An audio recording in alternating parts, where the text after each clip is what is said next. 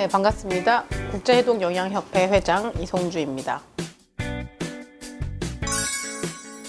식중독이란 것은 아무래도 말 자체가 음식에 의해서 음식을 매개로 하는 여러 가지 감염된 상태를 의미하고요. 음식 안에 세균이나 바이러스 자체가 있을 수도 있고 그런 세균들이 만들어낸 독소가 있을 수도 있고 그 원인은 그 둘 다 가능한데요. 그런 걸 통해서 그 오염된 음식을 섭취했을 때 설사라든지 구토라든지 발열이라든지 이런 증상들이 나타나는 것을 식중독이라고 표현을 합니다. 그런데 이 식중독에 걸렸을 때 장에 염증이 생긴다면 그건 또 장염이 되는 거죠. 그러니까 식중독과 장염이 완전 다른 개념이 아니라 겹치는 개념이 있고요. 장염 같은 경우는 그냥 장에 염증이 생긴 상태라는 걸 다 통칭해서 장염이라고 표현을 합니다. 그래서 장염이란 것은 뭐 바이러스나 세균이나 어떤 화학 물질이라든지 아니면 독버섯이라든지 이런 독성 물질에 의해서 생길 수도 있고 그런 원인 없이 어떤 이제 기능적인 문제로 인해서도 장염이 발생을 할 수가 있습니다.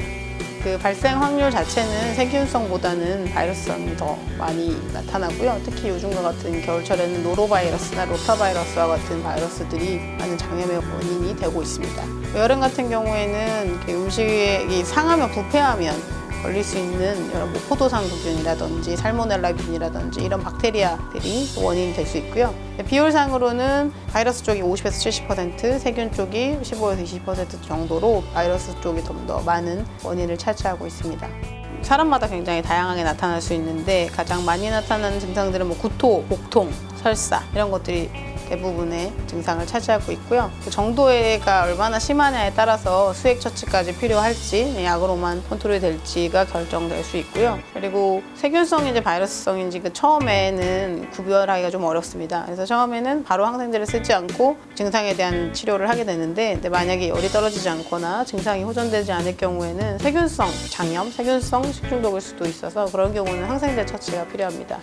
아주 심할 경우에 일반 약으로 컨트롤이 안 될 경우는 입원해서 치료를 받아야 될 정도로 심하실 수도 있습니다. 그 균이 어떤 거냐에 따라 또 차이가 있을 수 있고요.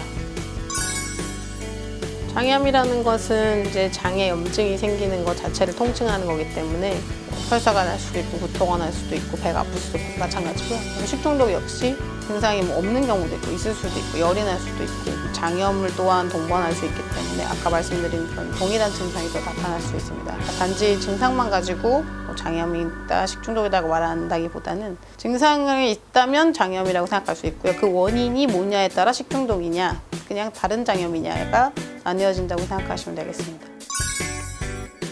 우선 장염 같은 경우에는 구토나 설사라든지 이런 수분 소실이 많기 때문에 수분 보충을 충분하게 해주는 것이 중요합니다. 특히 옛날에 뭐 콜레라, 이질 이런 질환들은 사람이 죽을 정도로까지 좀 심각한 질환이었던 이유가 탈수가 심하기 때문에 됐던 것이고요. 첫 번째는 수분 공급이 충분하게 이루어져야 되고요. 두 번째로는 이런 복통이나 통증들이 좀 심할 수가 있기 때문에 뭐 진정제라든지 증상에 대한 약을 또 처방받으실 수 있고요. 만약에 세균이 원인일 경우에는 그 세균에 맞는 항생제를 또 처방받아서 드셔야 될 필요가 있습니다. 심하실 경우는 주사나 항생제나 입원해서 수액 처치를 받아야 될 수도 있고요. 그냥 단지 맹물을 드시는 거는 도움이 되지 않고요. 이온 음료와 같은 전해질이 들어가 있는 그런 음료수라든지 아니면 보리차 같은 농도가 조금 있는 물을 드시는 게 탈수를 더 악화시키지 않는 방법이 되겠습니다. 제일 중요한 건 손을 잘 씻는 겁니다.